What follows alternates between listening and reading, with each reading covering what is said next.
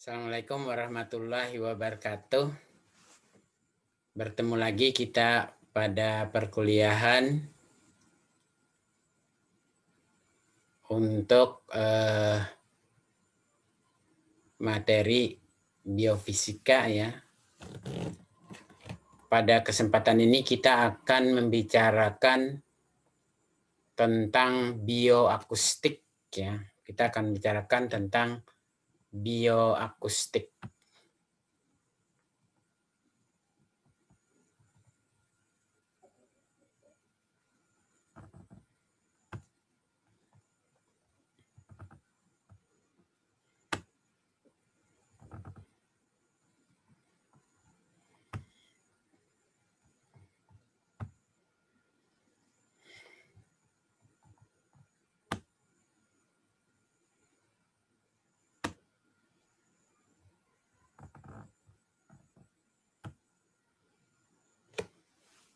Ya.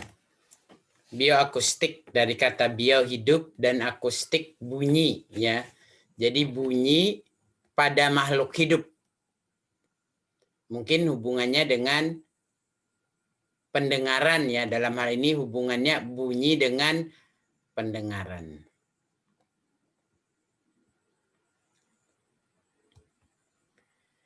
Bioakustik merupakan ilmu tentang bunyi yang berkaitan dengan indera pendengaran serta keadaan yang mempengaruhi bunyi tersebut.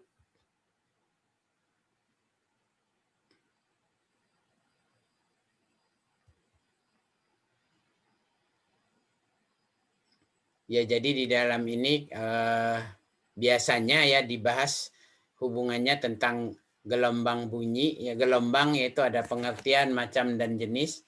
Kemudian karakteristiknya ada pengertian bunyi, sumber bunyi, dan klasifikasi bunyi. Klasifikasi bunyi ada yang berdasarkan amplitudonya dan ada yang berdasarkan frekuensinya. Bunyi digolongkan berdasarkan amplitudonya, yaitu mulai dari sangat tenang, antara 0 sampai 20 desibel. Kemudian tenang, masih antara 0 sampai 20 desibel. Sedang, kuat. Kemudian hiruk pikuk, kemudian hiruk pikuk ya atau bising, sampai bunyi dengan amplitudo yang menulikan, yaitu lebih dari 100 desibel. Kemudian bunyi berdasarkan frekuensinya ada ultrasonik, audiosonik, dan infrasonik.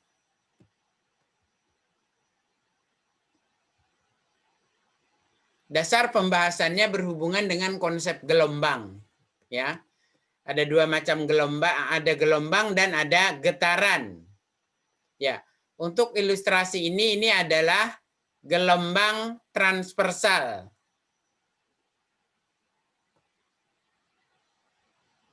Gelombang transversal dibangun oleh gunung dan lembah. Satu gelombang terdiri atas satu gunung dan satu lembah. Berarti ini dua gelombang ya, karena ini satu, ini gelombang kedua ya. Jadi satu gelombang itu satu gunung dan satu lembah. Ya, kemudian getaran. Jadi misalnya bandul ayunan ini ya. Bandul ayunan ini satu getaran dihitung dari gerakan B ke C, C ke B, B ke A, dan kembali ke B. Atau dari C ke B, dari B ke A, dari A kembali ke B. Ya. Atau dari A ke B, dari B ke C, dari C kembali ke B. Ya, itu satu getaran. Parameter gelombang periodik. Yang pertama, frekuensi dilambangkan dengan F kecil dengan satuannya hertz atau 1/sekon adalah jumlah gelombang yang melewati suatu titik setiap detiknya. Kemudian periode dilambangkan dengan T besar. Dalam satuan detik adalah waktu yang diperlukan untuk membentuk satu gelombang. Kemudian kecepatan rambat gelombang dilambangkan dengan V kecil. Adalah kecepatan rambat puncak gelombang. Berikutnya amplitudo, simpangan maksimum dari gelombang. Jadi kalau dia gelombangnya tadi transversal, maka puncak gunung dan dasar lembahnya adalah amplitudo. Berdasarkan pengertian yang disebutkan di atas, maka ada dua besaran pada getaran, yaitu periode dilambangkan dengan T dan frekuensi dilambangkan dengan F kecil. Hubungan antara frekuensi dan periode adalah periode sama dengan 1/F. Sementara berarti frekuensi sama dengan 1/T. Contoh, ayunan bergerak bolak-balik di antara titik terpisah sejauh 16 cm. Maka amplitudo getarannya adalah berapa? Berikutnya nomor 2. Beban pada ayunan bergetar dengan periode setengah sekon. Frekuensi getarannya adalah titik. Nomor 3. Sebuah beban pada ayunan bergerak 120 kali melalui titik tempat beban pertama kali dilepas dalam selang waktu setengah menit. Frekuensi dan periodenya adalah, kita lihat, ya.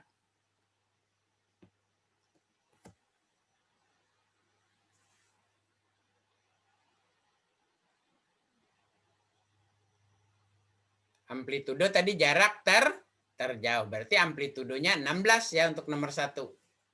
Ayunan bergerak bolak-balik di antara titik terpisah sejauh 16 cm. Oh, 16 cm titik terpisah ya. Maka amplitudonya adalah jarak terjauh ya. Simpangan terjauh, bukan jarak terjauh. Simpangan terjauh berarti kalau jarak terjauh antara A dan C 16, jarak antara A dan C 16, maka simpangan terjauhnya dari B ke C atau dari B ke A berarti separuhnya ya berarti 8. Beban pada ayunan bergetar dengan periode 0,5 sekon. Berarti T-nya adalah setengah detik. Ya. Maka frekuensinya sama 1/setengah. Ya. Frekuensinya 1/setengah. Berapa berarti kalau 1/setengah? Beban pada ayunan periodenya setengah sekon. Periodenya berarti T sama dengan setengah. Berarti frekuensinya adalah 2. Ya. Berarti frekuensinya adalah 2 karena 1/setengah atau 1/0,5 adalah 2. Ya. 1/setengah. Ini kan sama dengan 1 kali 2/1. Ya, berarti 2 frekuensinya. Nomor 2. Nomor 3.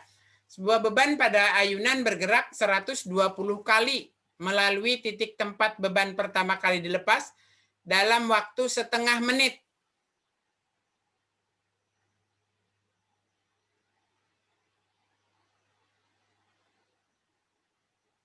(120 kali melalui titik tempat beban pertama kali dilepas dalam selang waktu setengah menit. Berarti frekuensinya adalah 120 kali per setengah menit.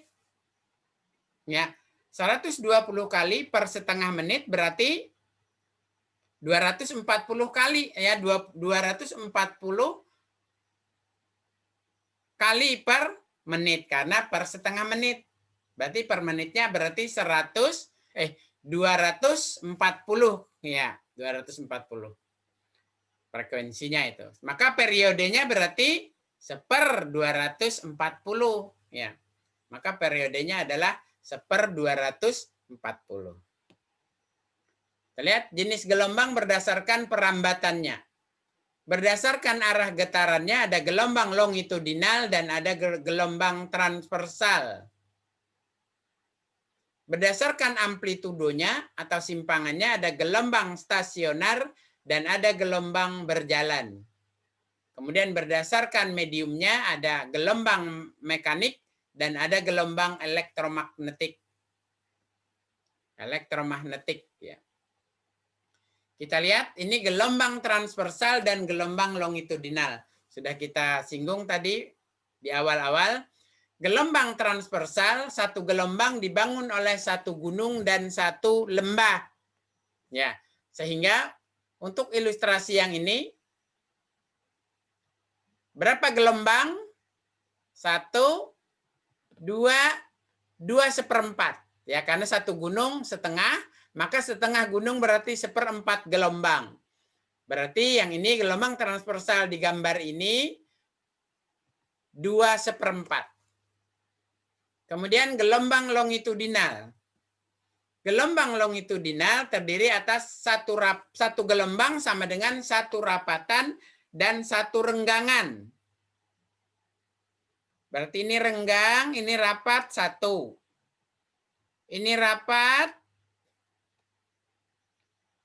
Ya, ini renggang, ini rapat 1 berarti. Ini rapat, ini renggang 1. 2 sudah ya, 2. 2, kemudian ini renggang, ini rapat 3. Ya, berarti ini 3 gelombang. Karena terdiri atas 3 rapatan, 3 renggangan. Berikutnya gelombang longitudinal dan gelombang transversal di udara digambarkan seperti ini ya, seperti ini. Jadi rapatan melekul-melekul di udara dan renggangan melekul-melekul di udara ini satu gelombang. Rapatan dan renggangan satu gelombang, rapatan dan renggangan satu gelombang, rapatan dan setengah renggangan. Berarti berapa ini? Ini 1, ini 2, ini 3, ini setengah, tambah 1/4. Ya. 3/4 ya, 3/4 ini. 3/4. Berarti 1, 2, 3, 3/4. Yang 3, 3/4. Gelombang suara yang masuk ke telinga manusia ya berasal dari udara dengan tekanan suara yang bervariasi yang dipengaruhi oleh tekanan atmosfer atau tekanan udara. Kecepatan suaranya, kecepatan gelombang suaranya adalah 345 meter per sekon. Lalu diterima oleh telinga luar. Masuk ke auditory kanal, saluran telinga. Diterima oleh membran timpani. Dari membran timpani, gelombang berubah menjadi gelombang mekanik oleh tulang-tulang pendengaran, malleus, incus, dan stapes. Getaran tulang-tulang pendengaran secara mekanik dirambatkan menuju telinga bagian dalam di perilim dan endolim. Sekarang perilim dan endolim bergetar.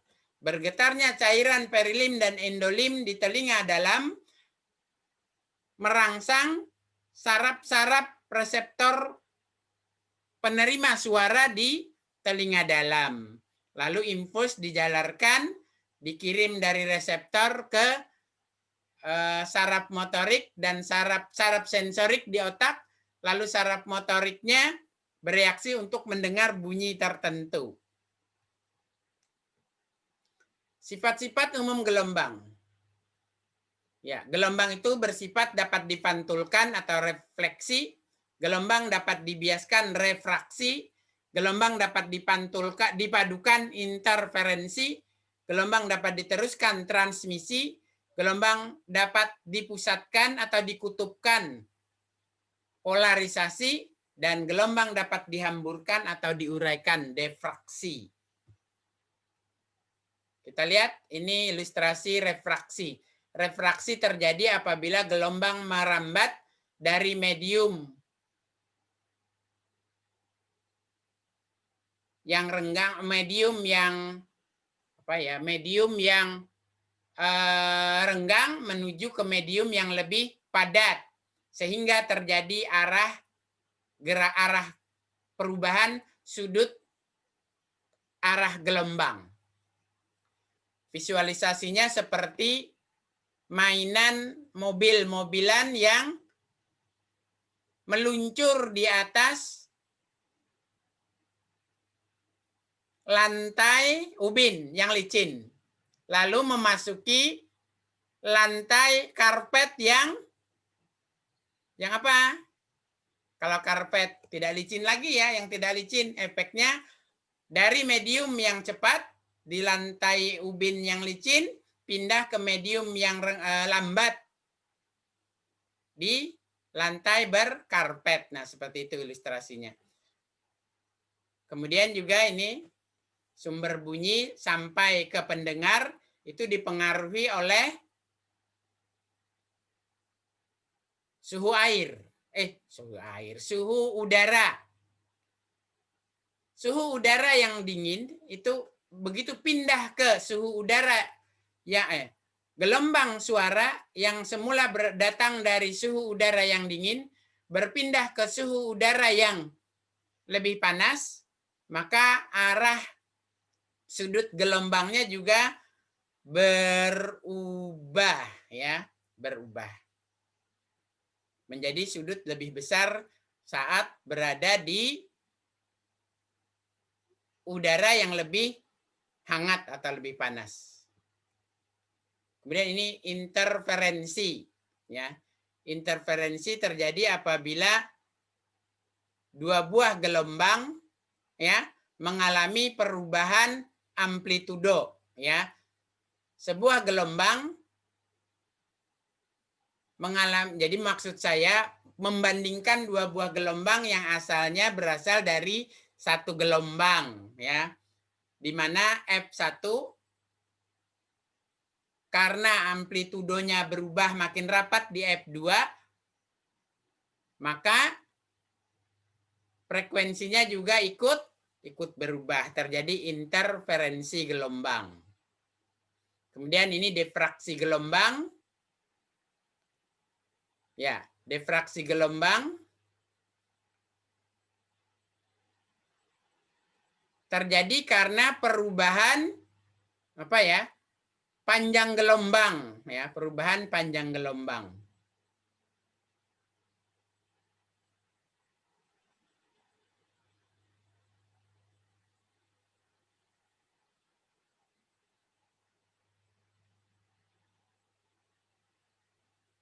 Ya, jadi jika beberapa gelombang bunyi itu dihasilkan bersama-sama, kadang-kadang kita tidak bisa mendeteksi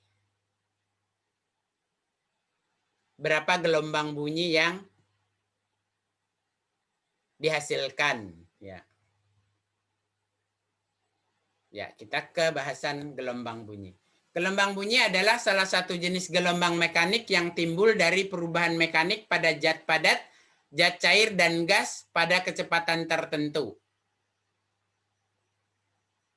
Jika gelombang merambat dengan satu gerakan per detik, satu getaran per detik, F, dengan kecepatan rambat V, maka didapatkan hubungan V cepat rambat gelombang sama dengan F, frekuensi gelombang kali lambda panjang gelombang.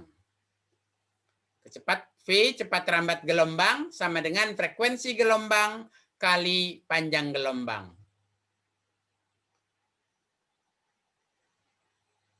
Ya, ini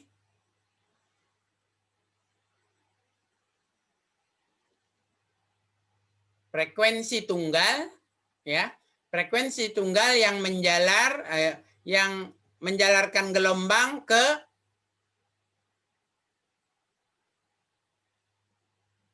dalam bentuk gelombang sinus, ya.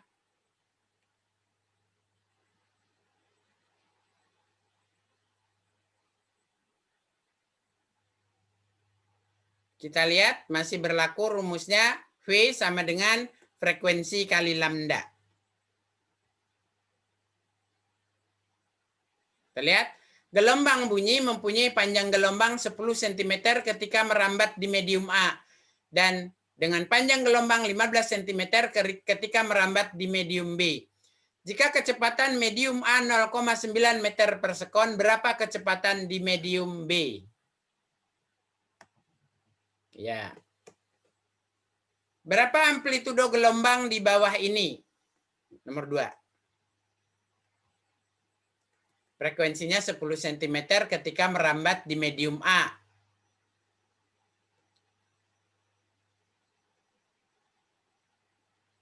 Kok frekuensi sih? Lambda atau panjang gelombang. Panjang gelombang 10 cm ketika merambat di medium A dan 15 cm ketika merambat di medium B. Jika kecepatan cepat rambat gelombang di medium A sama dengan 0,9 meter per sekon, berapa kecepatan di medium B? Caranya adalah panjang gelombang dikonversi ke meter. Ya, panjang gelombang dikonversi ke meter, berarti lambda menjadi 0,1 meter untuk di medium A. Lambda 0,15 cm di medium B. Jika cepat rambat, ya, jika A sama dengan 0,9 meter per sekon, berarti V sama dengan F kali lambda. Ya, V sama dengan F kali lambda. Sebentar. Bentar ya, diketahui lambda A sama dengan 0,1 meter. VA sama dengan 0,9 meter per sekon. Lambda B sama dengan lambda B 0,15 meter. Maka yang ditanya adalah VB, berapa kecepatan gelombang di medium B. Jawabnya adalah V tadi apa? V sama dengan VA atau V saja dulu sama dengan frekuensi kali lambda. Frekuensi kali lambda. VA sama dengan berapa? VA tadi VA 0,9 sama dengan frekuensi yang dicari kali lambda A 0,1. Maka frekuensi sama dengan 0,9 dibagi 0,1. Frekuensinya adalah 9. Ya. Frekuensinya adalah 9. Sudah dapat frekuensinya, maka berapa kecepatan di medium B? Maka VB sama dengan frekuensi kali lambda B. VB sama dengan frekuensinya dapat 9 tadi. Kali 0,15. Ya. Sama dengan berapa kecepatan di B? Kecepatan di B berarti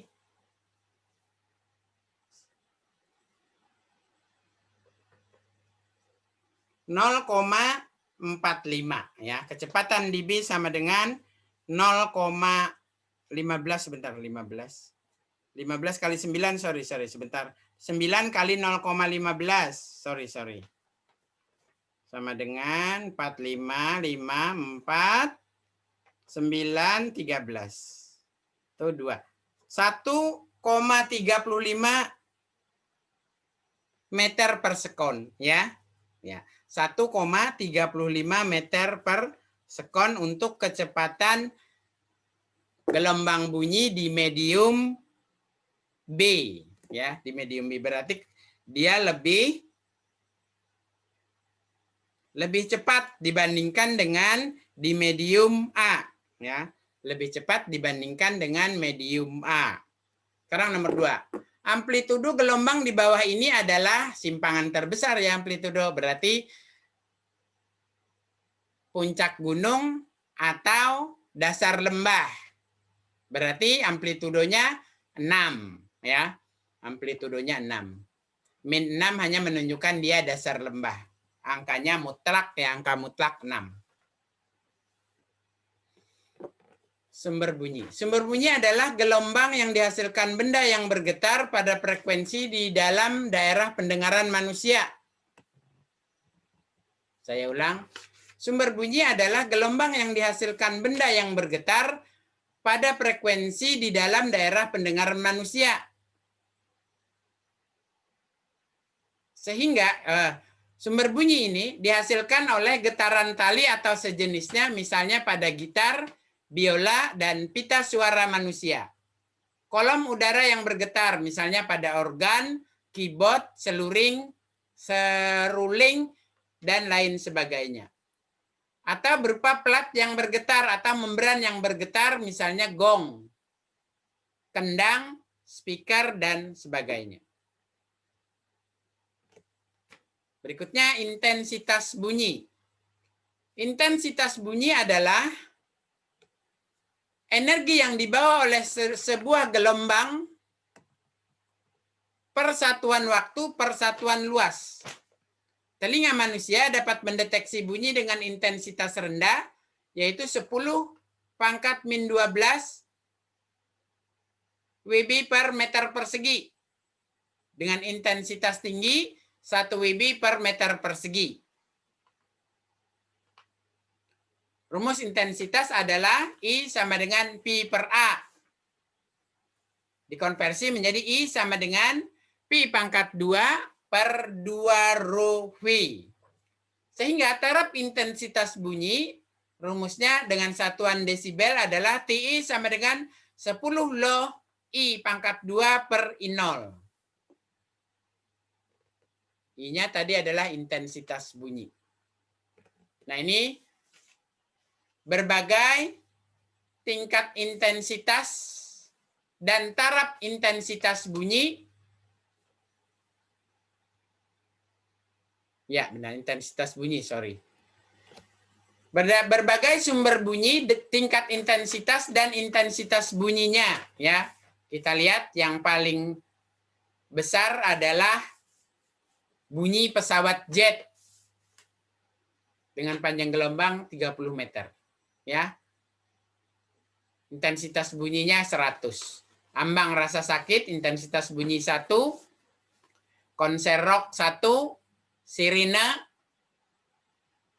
1 kali 10 pangkat min 2, berarti 0,01.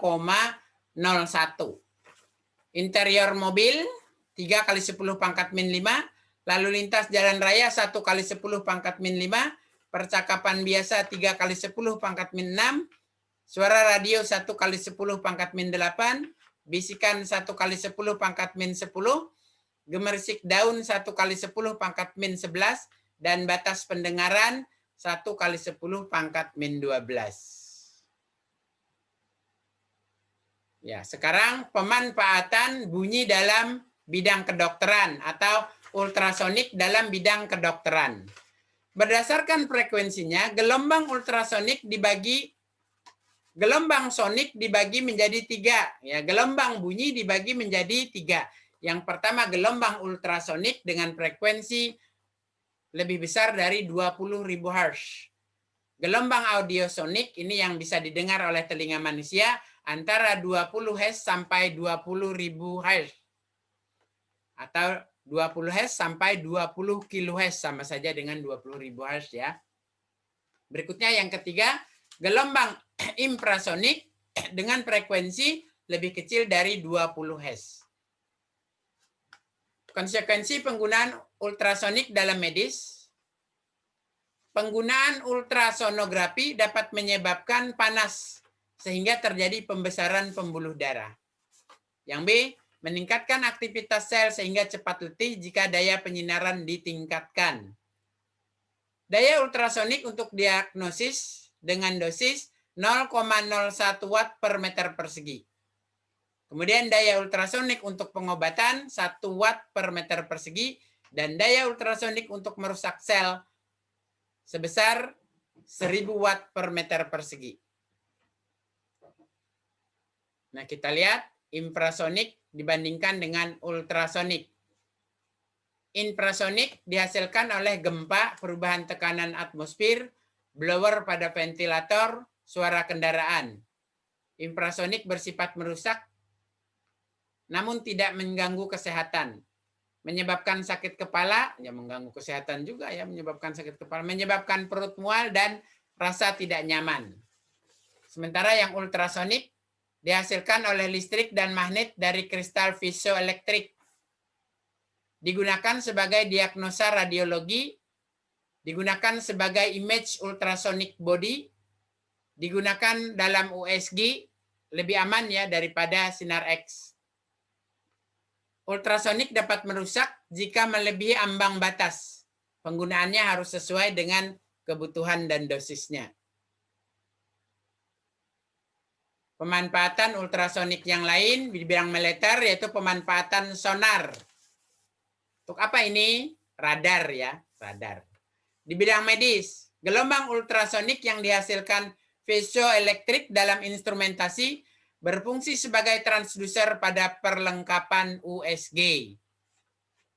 Dia memperbesar ya, memperbesar gelombang suaranya. Untuk mendapatkan data dari transducer dihubungkan dengan CRT, cathode ray tube, ya, tabung sinar katoda atau monitor.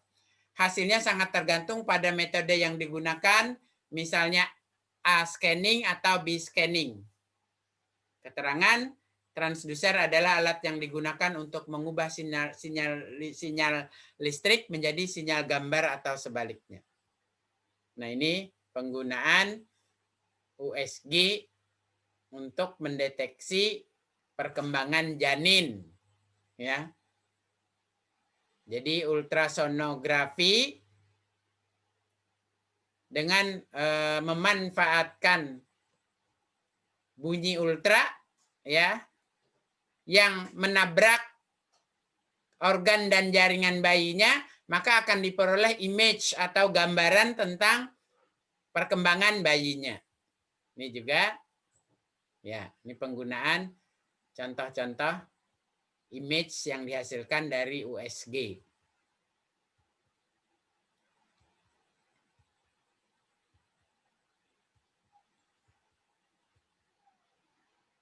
Ya, tadi sudah disinggung A scanning dan B scanning.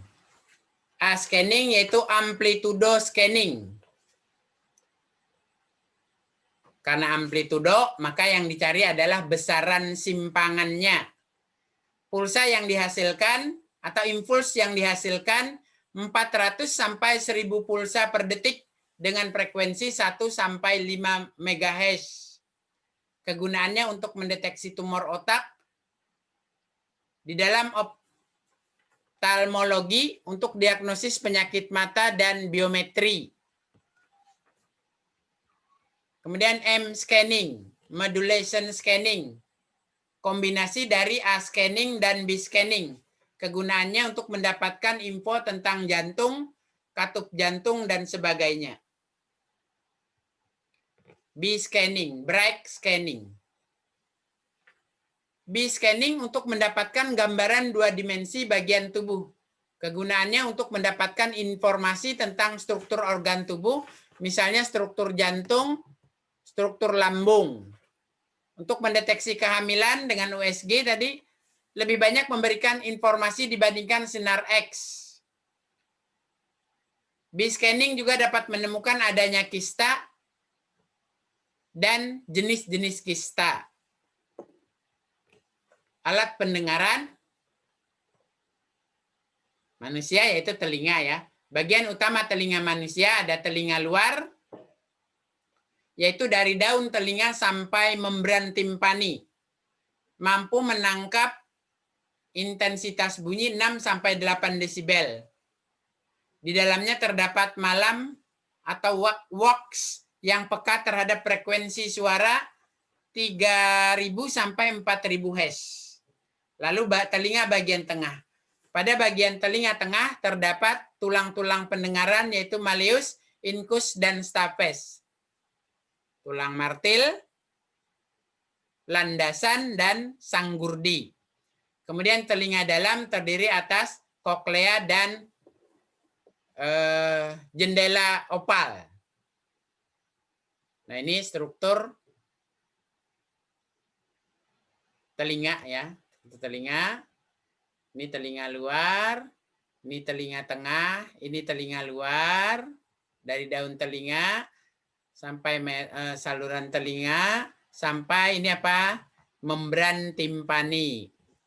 Lalu ini ada telinga tengah terdiri atas tulang martil, landasan, dan sanggurdi, malleus, incus, dan stapes. Ya, lalu dilanjutkan ke ini, ke koklea. Ya, ke koklea. Di dalam koklea terdapat reseptor pendengaran. Itu pada telinga yang normal. Nah, pada telinga yang dengan agak gangguan pendengaran, maka apa? Dipasang mikrofon ya, dipasang mikrofon untuk memperbesar suara yang diterima. Di dalam mikrofonnya terdapat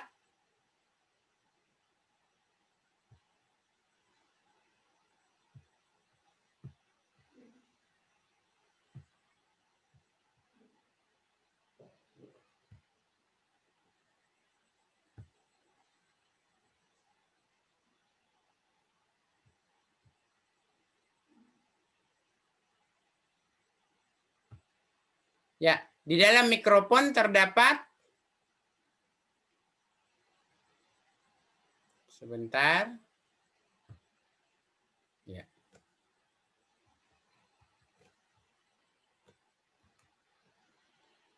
Ini di dalam mikrofon tadi untuk memperbesar frekuensi dan gelombang bunyi yang sampai ke telinga orang yang tadi gangguan pendengaran. Di sini juga ada receiver penerima, implan penerima ya, implan penerima, lalu ditanam yang berhubungan dengan adanya elektroda di dalam koklea. Ya, elektroda ini berhubungan nanti dengan saraf-saraf pendengaran. Kita lanjutkan. Ini yang normal tadi ya, sudah kita bahas. Ada kuping atau daun telinga, ada saluran pendengaran, dan ada membran timpani. Ini bagian telinga bagian luar. Kemudian telinga bagian tengahnya tulang-tulang pendengaran. Malleus, tulang martil, ya, tulang landasan, dan tulang sanggurdi atau stapes. Malleus, incus, stapes. Bahasa Indonesianya martil, landasan, dan sanggurdi. Kemudian berhubungan nanti dengan koklea, di mana di dalam koklea terdapat cairan perilim dan endolim. Di dalam koklea juga terdapat reseptor-reseptor pendengaran. Kemudian ini di dalam koklea ya. Dalam koklea ada tadi sudah yang abu-abu itu perilim, yang merah atau pink, yang merah adalah endolim. Getaran suara dari telinga luar diteruskan ke telinga tengah. Lalu telinga tengah tulang-tulang pendengaran bergetar. Bergetarnya tulang-tulang pendengaran menyebabkan endolim dan perilim teraduk. Teraduknya endolim dan perilim mengakibatkan sel-sel reseptor pendengaran terangsang menghasilkan infus saraf yang dikirim ke otak untuk memproses pendengaran. Respon telinga terhadap suara. Getaran suara merambat dari opal window ke vestibular kanal dan kembali ke tympanic kanal. Akibat adanya kekentalan cairan atau perilim tadi dan endolim, maka terjadilah pelemahan di antara kedua kanal ini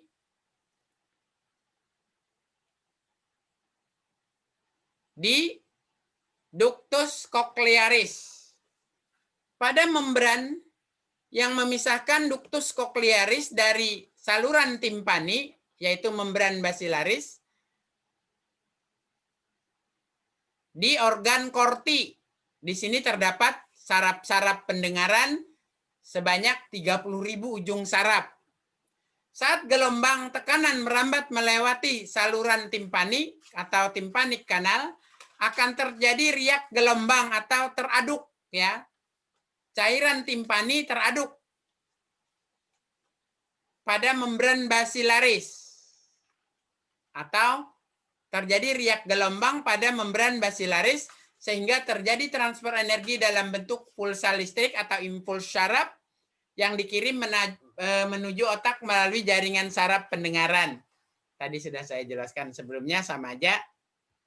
Nah, ini ya, ini struktur telinga. Ya, struktur telinga hubungannya dengan pendengaran sudah dibahas tadi sebelumnya. Ada telinga luar, telinga tengah, dan koklea.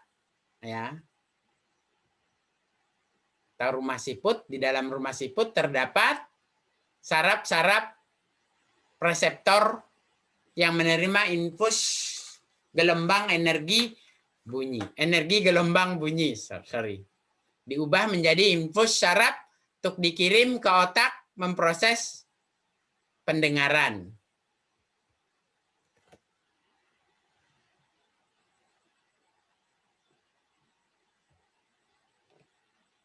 Ya, jadi saat membersihkan telinga, hati-hati ya. Hati-hati jangan sampai cotton bud-nya menabrak membran timpani.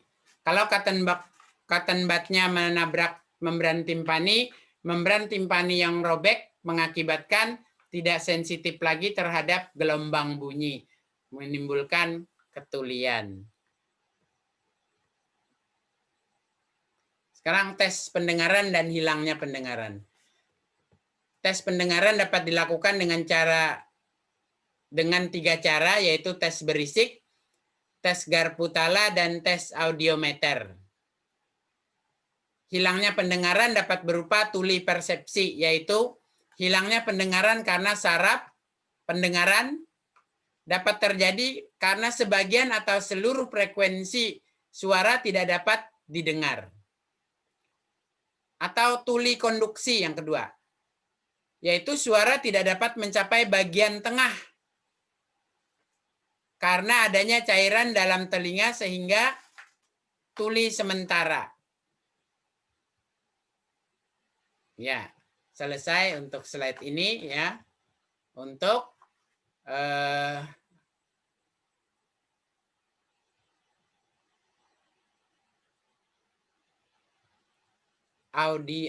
bioakustik ya. Untuk bioakustik selesai untuk slide ini. Kalau ada pertanyaan silakan ketik di komen. Kalau ada peserta lain atau penonton lain dapat menjawab pertanyaannya, silahkan ketik di komen. Kalau tidak ada, atau kalau jawaban temannya kurang lengkap, nanti saya melengkapi atau saya yang menjawab. Ya, demikian tadi perkuliahan kita tentang bioakustik. Ya, semoga aktivitas kita hari ini mendapat barokah dan ridha dari Allah Subhanahu wa Ta'ala. Sukses selalu buat kita semua. Assalamualaikum warahmatullahi wabarakatuh.